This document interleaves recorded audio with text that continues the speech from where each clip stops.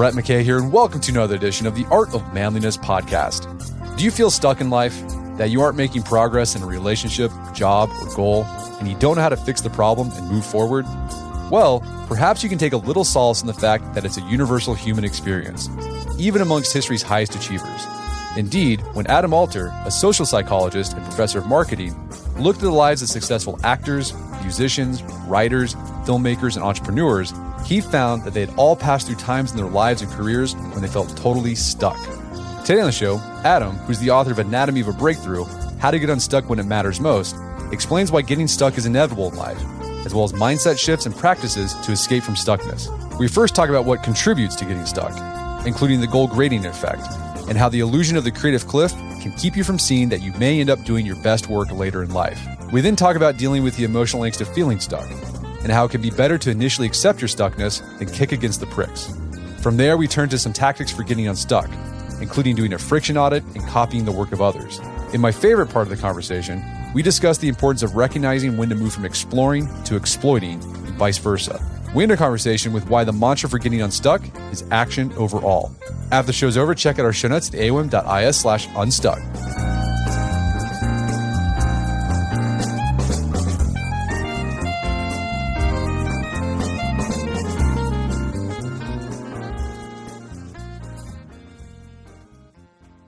All right, Adam Alter, welcome back to the show. Thanks so much for having me back again, Brett. So we had you on a few years ago to talk about your book, Irresistible. You got a new book out called Anatomy of a Breakthrough, How to Get Unstuck When It Matters Most.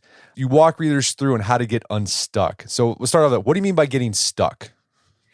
Yeah, I mean, it's a good question because you can get stuck for 10 seconds and you can get stuck for a lifetime. And I'm much more interested in these bigger instances of being stuck across days, weeks, months, years, even decades. And those tend to be fairly common. I've been running a survey for a number of years now on thousands of people around the world, asking them about their experiences of being stuck. And everyone in some respect says, yeah, you know, when I think about it, there's an area where I do feel stuck and I'd like to make some movement. And so I'm also not just interested in these big instances, but also instances where we have some control. So, you know, the April 2020, we were all stuck in place because the government had mandated that we couldn't travel. That's not psychologically interesting to me. There's not much you can do about that. You might feel stuck, but that's just how it is for that period of time. But it turns out that far more common than that are these instances where we do have room to move, and that's what this book is focused on. Yeah, you give 3 things to define being stuck in life or in work. You're temporarily unable to make progress in a domain that matters to you. You've been fixed in a place for long enough to feel psychological discomfort, and your existing habits and strategies aren't solving the problem. And as you said, being stuck can be caused by external forces or internal forces. In this book, you're trying to focus on the internal, correct? Yeah, I mean, sometimes you're caused to be stuck by something external, but that doesn't mean you don't have the power to shape it or change it. So I'm interested in cases where we have some agency, where there is room for a better way. And that's really what this roadmap that I provide in the book is focused on. All right, so let's talk about why getting stuck is inevitable. And you highlight a few factors that contribute to getting stuck. The first one is this idea of the goal gradient effect. What is that, and why does it contribute to stuckness? Yeah, so the basic idea is that when you do something that takes sustained effort across a period of time, there will be a lull in the middle. And if you think about it, at the beginning of any goal, you have the energy of the excitement that comes from starting something new. You tend to do things fast and effectively and efficiently. And then as the goal is within sight, as you approach it, you speed up again because you can see the finish line, either metaphorically or literally. In the middle, though, there's this long period of lull, a sort of quiet where you are in the middle and you don't have a sense of that early push and you don't have the sense of the goal finish line.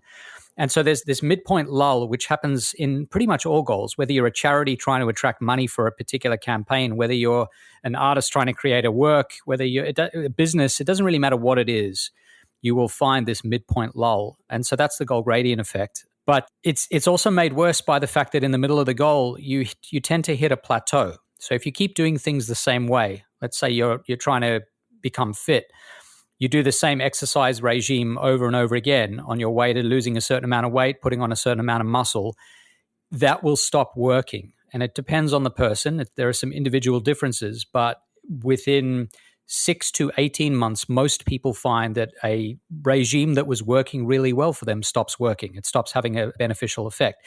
Now, humans like things that have worked in the past. They keep doing them until they absolutely can't do them any longer. And so between this goal gradient, this midpoint lull, and the fact that everything stops working and stops being effective in time, we really need to be nimble and to figure out ways to head off these instances of stuckness before they become major issues. So what are some things you can do to mitigate the goal gradient effect and the plateau effect? So with the goal gradient effect, the best thing you can do is to shrink the middle. Think about writing a book. If it's, I want to write 100,000 words, the day you start writing, you might have a head of steam, you might be doing fine, but there'll be a point, and when you listen to writers, they'll talk about this, and this explains a lot of writer's block. There'll be a point very soon thereafter that you say, this is hard, I'm struggling. And the idea of 100,000 words is just completely overwhelming when you've written, say, 500 or 1,000 or 1,500. So the best thing you can do is to shrink the goal, is to bracket it narrowly, as they say. It's about bracketing the goal in a new way. And so one thing you can do is you can break that 100,000 words into 100 instances of 1,000 words each. And if there's something you like to do that's a small reward, you can do that each time you hit a new mark of 1,000 words. Now, the benefit of doing that is that you've shrunk the middle. And so when you shrink the middle or eliminate it altogether, you don't have that same lull because you've reframed the way you think of the goal. And this turns out to be very, very effective for writers. For the plateau effect, the solution is written into the problem. The problem is you keep doing the same thing, it stops working. The solution is to change things. If you're running a race or training for a marathon or training for an Ironman or trying to, whatever it might be, you hit a plateau because learning a language is the same thing. You just need more than one technique. You can't use the same training program all the time or the same approach to learning all the time. And there's just so much evidence of that across so many domains. So whenever you do anything, be prepared that within a few months, there's a good chance you're going to need to do something new. So be on the hunt for another alternative. And we'll talk about ways to hunt for new alternatives when we talk about this idea of explore versus exploit here in a bit. So you have a chapter about keeping going when you hit that lull or that feeling of stuckness. And you use the band, the 80s synth band, Aha, who wrote, Take On Me. What can they teach us about not quitting when we hit a wall? Yeah, I love these stories of colossal successes. And you go back and you find out that, hey, this thing that looks polished and beautiful and worked exactly the way it should work, when you look back, it turns out it didn't always look that way. It was much more complicated. And the song Take On Me by Aha is one of the biggest selling songs of the 80s and in fact of all time.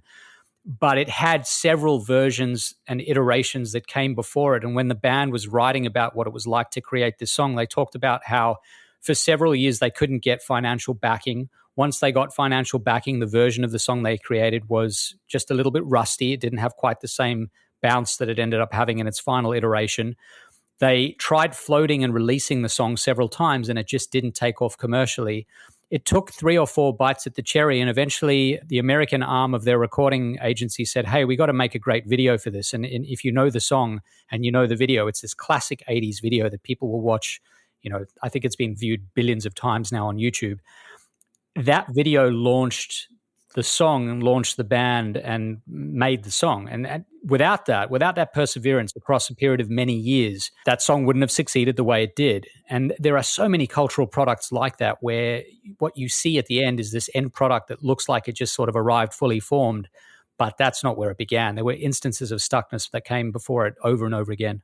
And you have this idea to talk about why it's important to keep going, even when things seem like it's not going anywhere. And one of these ideas is the serial order effect. What is that? Yeah, so this is based on the idea of the creative cliff. And what happens with the serial order effect is some pieces of information are really accessible. They come to you really fast, especially the first pieces of information. And so imagine that I say to you, try to come up with as many creative uses as you can for a paperclip. And what happens is early on, what's top of mind tumbles out. It feels like it's really easy. You can start thinking of some ideas that just come to your mind without much trouble. And eventually what happens is you hit a wall that as you get deeper into the list and into some ideas that are perhaps a little bit further afield, it starts to feel hard, and humans interpret that sort of mental difficulty that comes with struggling through a problem like that as we're on the verge of failure. We're not doing a very good job. But it turns out that in the world of creativity, the good stuff happens once it starts getting hard, because the easy stuff everyone can do. There's nothing interesting about what comes easily to you because it probably comes easily to everyone else as well. And so the big idea is that you've really got to persevere, that those ideas that come later on are often the best ideas, even though we sort of perceive them as being less good because they come to us with a bit more difficulty and trial.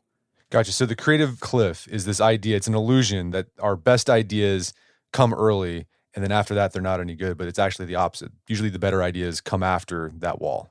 Yeah, sorry. Yeah, that's exactly right. So if you ask people, imagine that I'm going to ask you to try to come up with ideas, and you're going to do 10 ideas now, and then we'll do a second session of 10 ideas after that.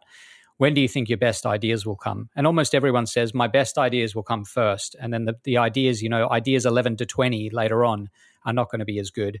It's going to be harder, and it's just probably going to be a bit stale by that point. But when you actually look, that's an illusion that we all have, or most of us have. The good stuff comes at the end, and that's the creative cliff illusion. We think our creativity is going to fall off a cliff, but actually it skyrockets, it takes off. And so as things get hard, interesting ideas tend to tumble out if you persevere. It's a mistake to quit at that point.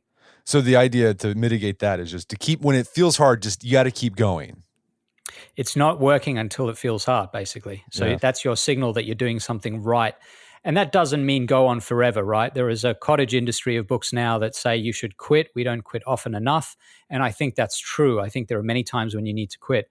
But if you're in a concerted period of trying to come up with creative ideas or solutions, do not think that because it gets hard, you failed or that you should stop. That's the moment when you really got to dig in and keep going for a bit longer. And I love this idea of the creative cliff because I'm in middle age now. I've turned 40. And there's this popular idea that people have that if you're not a success in your 20s or 30s, you're pretty much, it's over for you. But no, actually, as you get older, if you keep pushing beyond and keep producing, you can still be prolific, even in your 40s, 50s, 60s. Exactly. Yeah. And actually, what we focus on in the media, in podcasts, in popular culture in general is these cases of precocious talent. We're very fascinated by people in their teens and 20s who come up with brilliant ideas, make huge amounts of money, are very successful. And young prodigies, talents like that, precocious talents are fascinating, but they're also incredibly unusual. When you look at the people who start the most successful businesses in the world, they are on average between 40 and 50 years old. And there's a good reason for that. It's not surprising. It's only surprising against the backdrop of assuming that you have to be incredibly young to be a successful entrepreneur. But by 40 or 50, you've lived a bit, you've got a little bit more experience, you know what works and doesn't, and you've refined your ideas and talents. And using that same creative cliff idea across the longer period of decades, things have started to perhaps get hard. Maybe your first ideas in your 20s and 30s weren't perfect, but they came easily. And then things might have got a little bit harder in your 30s, 40s, 50s. But that's when they get good and interesting, and when you use that experience to great effect. And then you also talk about the impact of luck in creative endeavors or in work endeavors. Some businesses, some professions, some things are more prone to luck. And that can be demoralizing, right? You put out good stuff and then nothing happens. But you have to keep going because maybe the next one, that will be the thing that catapults you to success. Like every time you do something, it's like buying a lottery ticket in a sense. Yeah, exactly. You sort of see luck as this kind of mystical thing, and it robs you of a sense of control. But the way to really think about luck is that it just is the thing that emerges after enough time. It may come soon, it may come later, but if you have enough attempts at whatever it is that you're doing, or you do it for long enough, you can manufacture luck. It's a little unpredictable, but regardless of which career you're in, regardless of how much luck is attached to that particular career, by continuing on, by pushing through, you do tend to stumble on it eventually. So in the second half of the book, you talk about how to deal with the depression and angst that can come with getting stuck. And one strategy is radical acceptance. What is that? Yeah, radical acceptance. It's this idea from Eastern philosophy, from Buddhism, that things kind of suck sometimes. Things get hard, and you basically got to take a couple of deep breaths and accept that that's the way they are. And it's more complicated than that. There's quite a lot written about it and how it works. But the basic idea is the first thing you need to do is just take a pause and kind of accept where you are before you start making strategies to change. And there are sort of versions of this in the book that I talk about that are much more down to earth than this philosophy, which is a little bit abstract. But when you look at how some of the most talented people in their fields respond to being stuck, a lot of them paradoxically do less. They slow down. They do the kind of Zen thing, which is to say they don't do anything, at least initially. And that turns out to be a tremendously beneficial way of at least initially coping with stuckness. I talk about Lionel Messi and Andre Agassi and the jazz pianist Herbie Hancock. There are a whole lot of examples in the book of these people who learn to do less to get more out of themselves. Well, yeah, I think this idea of radical acceptance, I think people confuse it with having to, like, they confuse acceptance with putting a value judgment on it. So just because you accept something doesn't mean you think it's good. You're accepting the fact that you're in a crappy situation the same way you'd accept the fact that the sky is blue.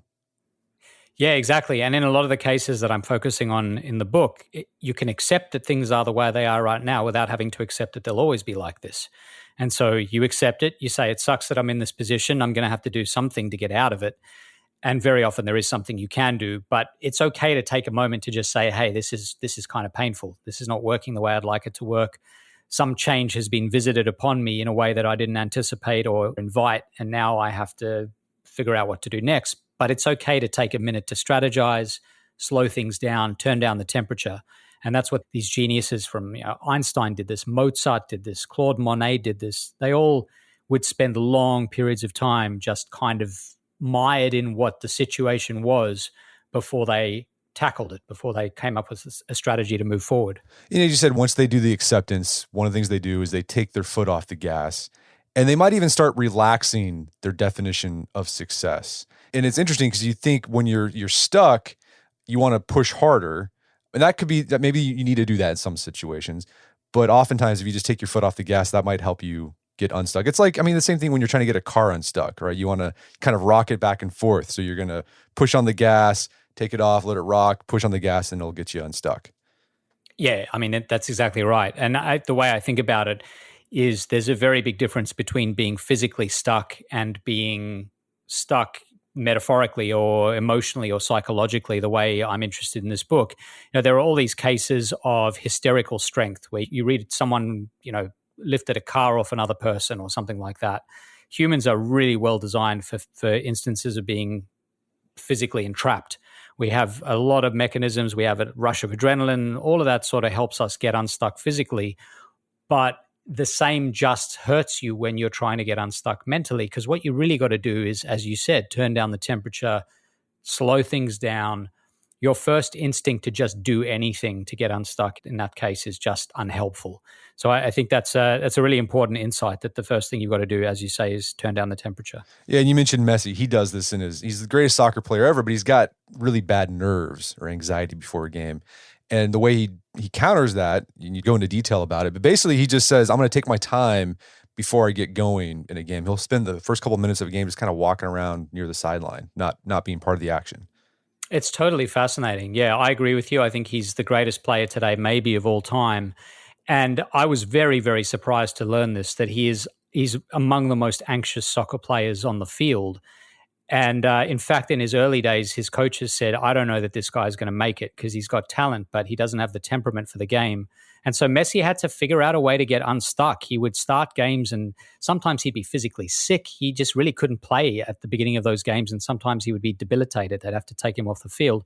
So that's exactly right. What he does now is he spends the first roughly 3 or 4 minutes of the game ambling around the center circle of the field. He doesn't really move around much. If you plot the movement of all the other players, they're darting around the field trying to get into the game, and he's barely moving. He walks, and he's doing that for 2 reasons. One of them is because it helps him calm his nerves, gives him a few minutes to kind of get into the game so he's more effective for the remaining 85 plus minutes. But the other thing it does is it makes him incredibly good as a strategic perceiver of the game, because he spends those few minutes saying, oh, I see there's an injury over there. That player's limping. These 2 players are not working particularly well together. I can exploit that later on. On his own team, he'll see who's playing well, who's doing something strange. And so what he does is he kind of compiles this idiosyncratic list of features of that particular game that he can then bank away and use for the remaining time in the game. And so it makes him just unbelievably effective for the rest of the game. Now, he's never scored a goal in the first 2 minutes of a soccer match, but he's scored in every minute from minute 3 on, which shows you that he really isn't playing the game until that third minute. So another thing we need to learn how to do when we get stuck is learning how to fail well, because oftentimes we get stuck because we've had some sort of failure, right? We didn't achieve a goal or something like that had happened. So we kind of were stuck in this little plateau mode trying to figure out what to do. So what can we do to fail better? Because failing doesn't feel great. No, it doesn't feel great. The first thing to do is to recognize that there is an optimal failure rate in general. There are some studies that have tried to look at this. How do you maximize growth and how do you minimize getting stuck? And what you find is that about roughly 1 in 6 to 1 in 4 occasions when you're practicing or trying something or learning something new, you should be failing. If you fail much less than that, you're not going to grow. You're just going to be doing the same thing over and over and again, like hitting your head against the wall. If you fail much more than that, you're going to become demotivated. And that means that whatever you've put in front of yourself is a little bit too advanced for the level that you're at right now.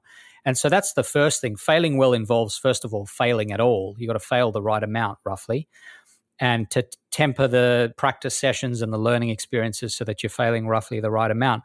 The second thing is to basically overtrain is one thing you can do that's very effective. There are a lot of athletes who do this, but to inoculate yourself against the hardship that will come when the real experience arrives. So, there are golfers who will play 3 rounds of golf on a practice day so that when they have to play a single round of golf, they are deeply focused for that 72 plus or minus shots.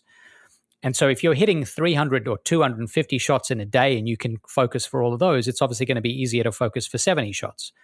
And so overtraining is a great thing you can do. And then the last thing I would say about failing well is you want to make sure that as you fail and you don't quite reach your goals, the gap is getting smaller across time. So you're learning to the point where you're converging on the goal, even if you haven't quite got there yet. And honestly, if you're not, and you're not happy with that, and it looks like over time you're diverging from the goal, you're moving further away from it, you're not getting closer, maybe it's time to try something else. Well, it's interesting, this idea of you need to fail in order to succeed, and failure closes the gap to your goal. This reminds me, did you watch that video of Giannis, the basketball player from the Milwaukee Bucks? Yeah, I thought it was fantastic. Yeah, he has that same sort of, he's had this great response to a reporter who asked him, is the season of failure? Because the Bucks, they lost to the Miami Heat. And his response was awesome. He just said, you asked me this question last year. It's a dumb question. He said, look, every time I fail, it's a step towards success. He says, Michael Jordan played 15 seasons. He won 6 championships. He says, were the other 9 years of failure? He's like, no, those failures led to those successes. So I think that's a great way to think about it. Failures are steps to success. Yeah, I agree. And I thought you've captured the best parts of the video where he talks about Jordan's 15-year career and says 9 of the years failure. I think one of the things that highlights as well is that we see failure as a kind of binary, or failure success as a kind of binary. You're either failing or you're succeeding. And the idea that you can break down a career and say, well, fail, fail, fail, success, fail, fail, fail, success, the way this reporter was trying to do with Giannis, telling him that because he hadn't won a championship that year, it was a failure, is just, first of all, it's deeply unproductive. It doesn't help. It doesn't make your life better. It doesn't help you progress or persevere. But also it's just misguided.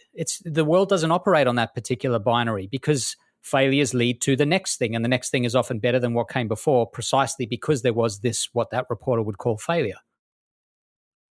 We're going to take a quick break for a word from our sponsors. And now back to the show. All right, so we've dealt with the emotional aspect of being stuck. So reframe how you think about failure, take your foot off the gas, practice radical acceptance. The next part is to start coming up with a plan to get unstuck. And one of these things you suggest doing is called a friction audit. What is that and how can it help us get unstuck?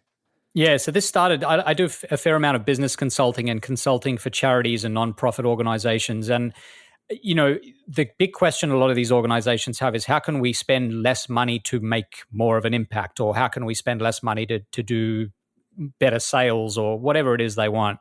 And so the technique that I've found with a great return on investment is known as a friction audit. And so what you do is, if you think about a company that's making a product, you essentially have 2 ways to improve your bottom line. One way is to make the product better. And that's expensive. Sweeten the deal, make the carrot more attractive, get people in the door, get more people in the door, have them stay for longer. You can do that as a business, but it's not cheap. It's hard. You're going to have competitors. And, so that's not the road to go. The road to go is to say, One of the reasons we're not doing more or doing better is because there are friction points. People are getting stuck in interacting with our company or in the process of completing a sale or whatever it might be. So the best thing we can do is to remove some friction. So the friction audit is this process that I originally used in this business context, where you say, where's the friction? How can we intervene on it? How can we sand it down so we remove it or at least make it a little bit less friction filled? And then let's confirm that it's actually done some good. An example of this is I worked with a whole lot of shopping malls. They found that a lot of parents were coming and shopping and abandoning their carts without buying. They figured out it was because one of the kids they came with had a tantrum and they had to leave. So you put in these very inexpensive little playgrounds and gyms and things, jungle gyms. They cost a few $1,000s to install, and over the course of a year, you save $100,000 of lost sales. And so that small investment, massive return. But this works in our lives as well. You know, you can run a friction audit. I talk about this process in the book. You can run that process on any aspect of your life, relationships, work, creativity, athletics. It doesn't really matter what it is. It applies there as well. I mean, I imagine you could do this if you're trying to lose weight, kind of look at your life. Okay, what is causing me to maintain the weight that I'm at and preventing me from putting into action my intentions, right? So it could be, well, the friction point, you can actually do this, you can actually increase friction, right? If it's too easy to get to food that's not good for you, the friction audit would say, well, I can make this harder by just not even buying this stuff and putting it in my house. Yeah, exactly. My last book on phones and screens and how much time we spend on them was about largely this idea that it is just too easy to start using these products. And so they end up sucking up a huge amount of our lives. Just as you might say, I won't buy chocolate because I don't want to eat chocolate. You know, if you keep your phone far away from you, you create friction, you're much less likely to use your phone. And so it's an important general insight about humans that the things that are close to us or that are easy to access are the things we spend more time interacting with and doing. The things that are much further away tend to have a smaller impact on our lives. And so you've got to sort of design the world around you the way you design any other thing, the way an architect would design a building or a city. You've got to do that for your own world. And so keep things around you that you want to have around that'll do good things for you, and the things that you don't want to keep around you because you think they're going to make your life worse off, make sure that they're nowhere near you in physical space. So you also suggest when you're in that stuck place in life or in work is try copying others to help you get unstuck. How can that help you get unstuck? Yeah, it's funny that, we privilege this idea of radical originality. One of the things I teach my MBA students, we talk about innovations and we look at all the greatest products of the last 50 years. We talk about them. And I ask my students, tell me a product that's truly radically original, that had no predecessor. It wasn't built on the ideas of someone else. And it's very, very, very difficult to do that with products. And it's just as difficult to do that with things like films or music or art. And the problem with privileging and putting on a pedestal radical originality is that it sets this unrealistic bar. And so I talk about the idea that a better way to go is to recombine old ideas. And actually, almost every instance of something that seems from the outside like it's new and radically different is just a new way of thinking of two things or meshing two or more things together.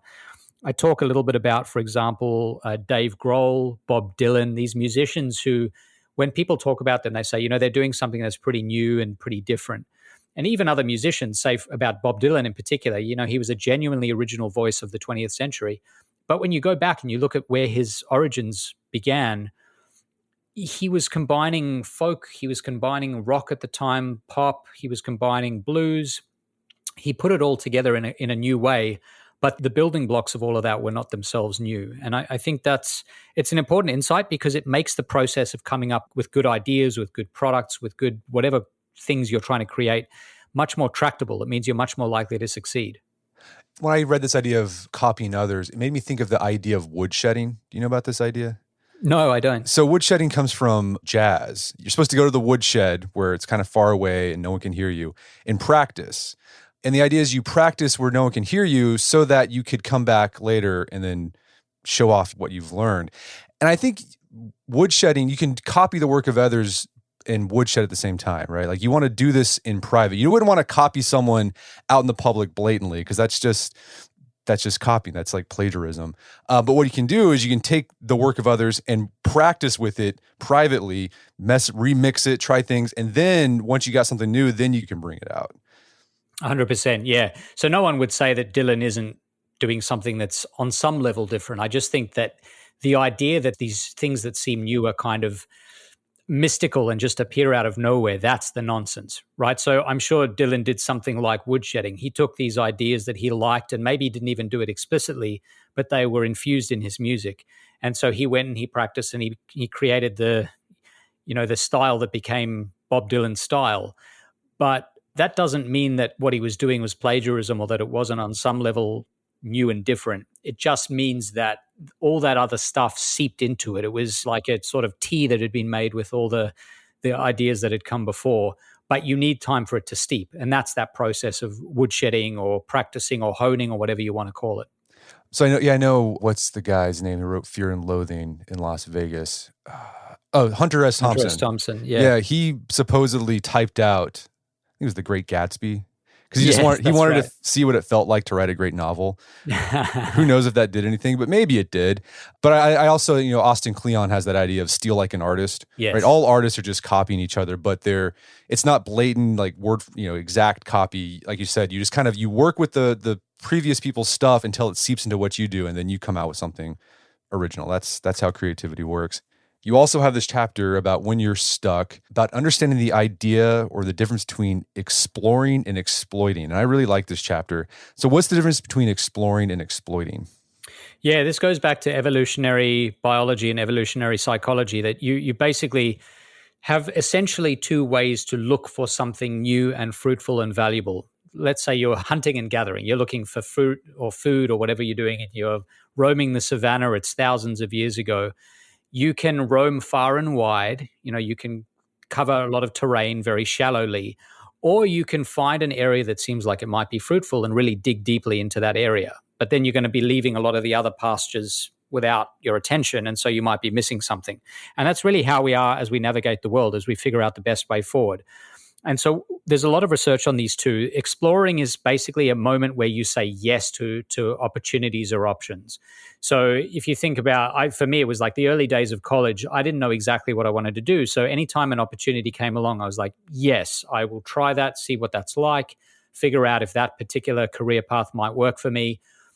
I might meet a person who's interesting and shows me a new way of doing something. I'll just say yes to any invitation that comes my way. That's exploring. It's being open to different approaches. Jackson Pollock, the painter, for example, before he was doing his drip paintings that he became very famous for, was trying 5 or 6 different techniques. Peter Jackson, the director of the Lord of the Rings films and The Hobbit, before he was this kind of giant fantasy epic film director and producer, he was doing 100 other things. He wrote horror films. He wrote all sorts of other films. And so you've got to kind of dance around and figure out what works best. But if you do that forever, you're never going to get anywhere. So once you're done exploring, you basically have to call it and say, okay, I've been exploring for a while. Of the 5 things I explored, this one looks like it's the most fruitful. And so what I'm going to do moving forward is say yes only to that thing. I'm going to put all my time and attention and money towards that thing and say no to everything else. I'm going to become singularly focused on that thing and make the most of it. And that's when you see Jackson Pollock with his drip paintings and you see Peter Jackson with his fantasy epics. You just can't get there if you don't first explore, and you can't succeed if you don't, after exploring, exploit. Go really deep and make the most of what you've got. And so when you look at careers, you look for the period of careers where you find a hot streak, like the best period in someone's career. It's almost always after they have explored and then exploited, and sometimes multiple times between the two. Explore, then exploit. Explore, then exploit. And that's when those hot streaks come up. I think this is great advice for people, again, going back, I'm middle age. If you feel like you've reached a point in middle age where you feel stuck, you probably had a period in your 30s, maybe through your 40s, where you were exploiting. Like you did all this exploration in your 20s. You went to college, tried different classes, tried different careers. You moved to new cities, made new friends. And then you slowly found, here, this is what's working for me. I'm going to exploit this. And you probably stopped exploring. You might reach a point where you're like, I'm feeling stuck, I'm feeling stagnant. And that's where you have to sort of purposely and intentionally shift into exploration mode. And that can be hard because you're probably comfortable and there's going to be an inertia not to say yes to things or try new things, but that's what you got to do. Yeah, you're right. There is an element of difficulty here, right? Whenever you're doing something that you've been doing for a while, and therefore by definition, perhaps you've reached a plateau, it's very comfortable at that point. Part of the plateau is this signal that you are doing something that no longer taxes you, and so you're not improving. And there's, in some cases, nothing wrong with that. Right? There are these famous cases of people who said, I was overwhelmed with the job I was doing, so every day I wore the same clothes. I had 10 of the same suit, or, Steve Jobs in his black turtleneck, Barack Obama in the same suits every day. That's an attempt to kind of minimize the mental load. And so there's value in that, in just doing things the same way all the time. But as you say, you have to reach a point where you say, I'm going to pivot back to exploring. You've got to range far and wide again. How have you done this in your own career? I mean, you've had a long career and varied career. How have you kind of gotten over that inertia to not explore when you needed to explore? Yeah, I mean, for me, this started really early. I was at university in Australia. I was studying actuarial science, which is this sort of high-level financial math course. And I knew I didn't like it. And I was on a fellowship, and one day the person running the fellowship came in and said, if you keep doing this for another week, you're going to thereafter, if you ever quit, have to pay back the money. And that was the signal I needed. So I quit. I said, look, this isn't working for me. But I had no idea what to do next. I felt, profoundly stuck. I was obviously spending a fair amount of money being at the university, amassing a fair amount of debt. And I wanted to figure out what was next, but I had no idea where to go. So what I did was I spent 6 months going to every possible first level class that I could. I went to English classes, math classes, chemistry classes, engineering classes, psychology classes, law classes, you name it. I went and sat in and tried to get a taste of it. And that was my period of exploration. And from that, I realized that I liked psychology and I liked law. And those are the 2 degrees I did as an undergrad, psychology and law, and then ended up doing what I do now, which is sort of, in the beginning, it was a combination of the 2. And then I pursued psychology more heavily and then ultimately ended up in a business school as a marketing professor. But that's all, I couldn't have done that without that 6-month period of exploration. I needed to do that before I exploited the degrees and the courses that made the most sense to me. Well, I was thinking as you were saying that, another reason why going back into explore mode could be hard is because it makes you feel dumb, right? Because you have to be a beginner again. Like you went to those introductory college classes and it doesn't feel good to be a beginner. You're thinking, well, I've mastered some things. Why am I not sticking to that? But now you got to feel how bad it feels sometimes to be a complete noob at something. Oh, absolutely. It's not easy. On a certain level, it's you got to swallow your pride. But also you can think about this. There are 2 ways to live in any moment. You're either stagnant or you're growing. And one way to grow is to be a beginner.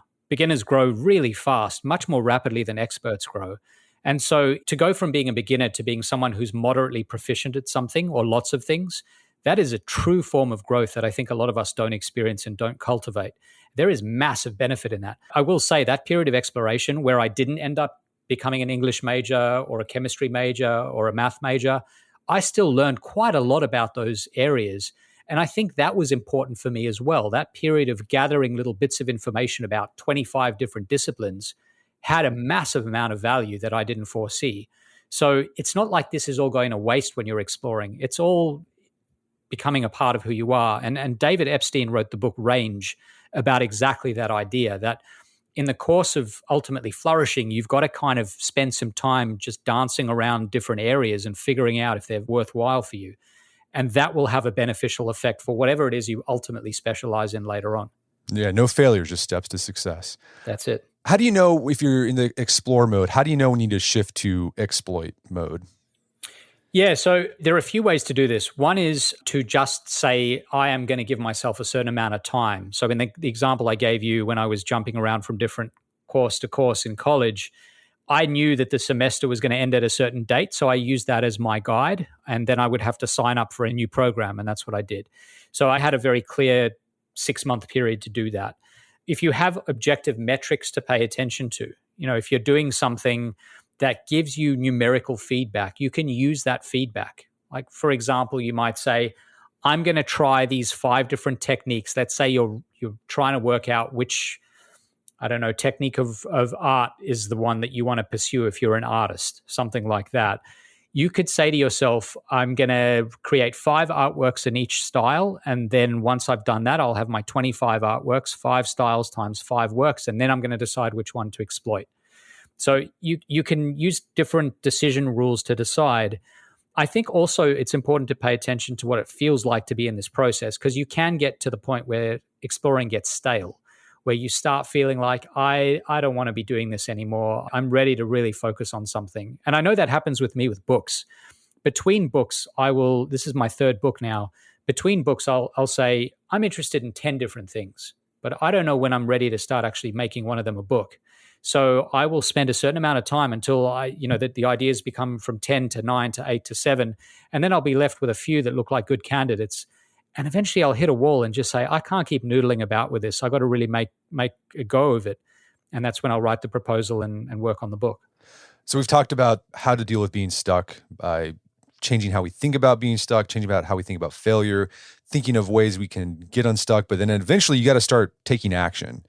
So what role does action take in helping us get unstuck?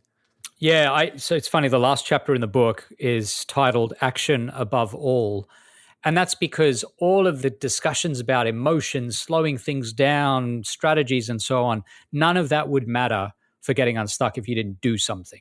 All of that is in the service of action. And action is really the main thing that we're focusing on here. So action is critically important for getting unstuck because it's the thing that actually unsticks you. And that's true in a sort of very obvious sense that you can't get unstuck if you're not moving, if you're static.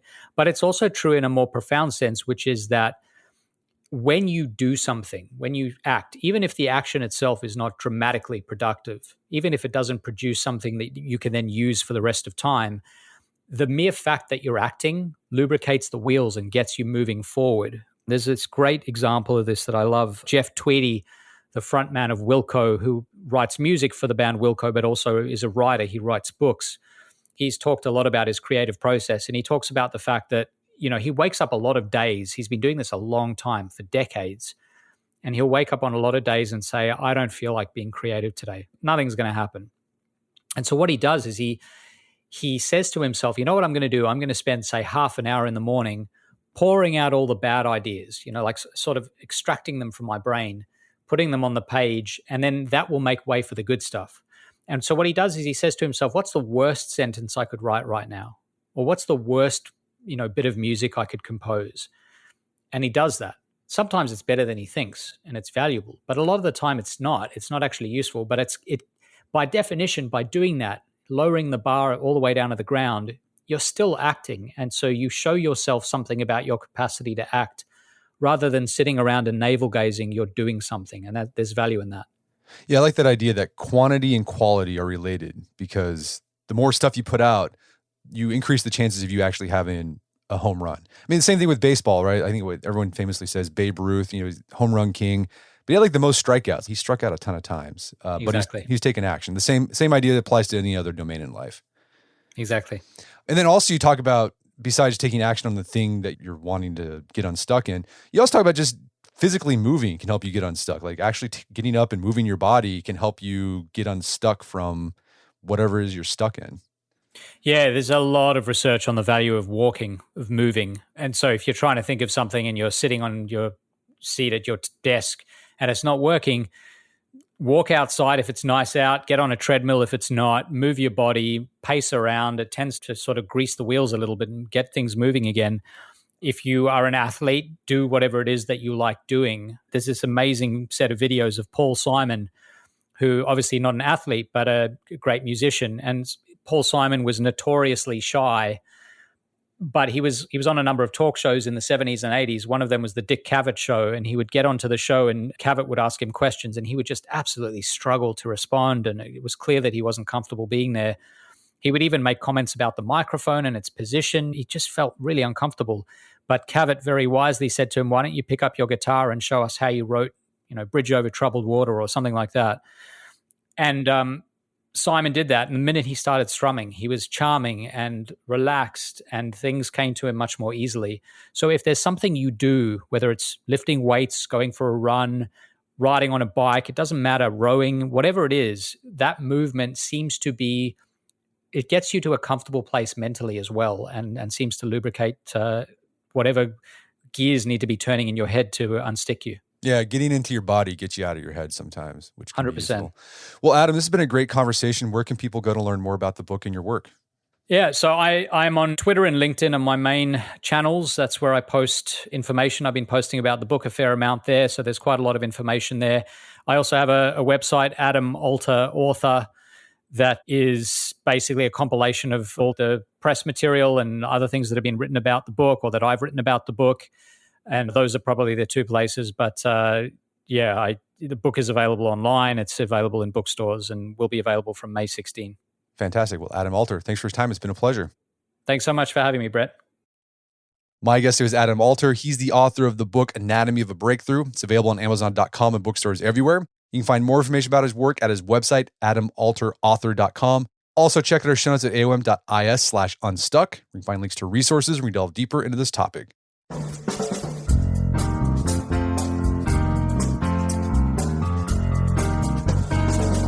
Well, that wraps up another edition of the AOM podcast. Make sure to check out our website at artofmanliness.com where you can find our podcast archives, as well as thousands of articles that we've written over the years about pretty much anything you can think of.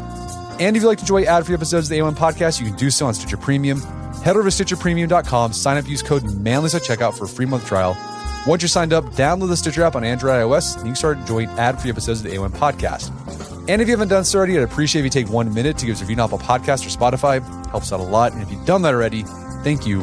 Please consider sharing the show with a friend or family member who you think would get something out of it. As always, thank you for the continued support. Until next time, this is Brett McKay, reminding you to listen to the AOM podcast to put what you've heard into action.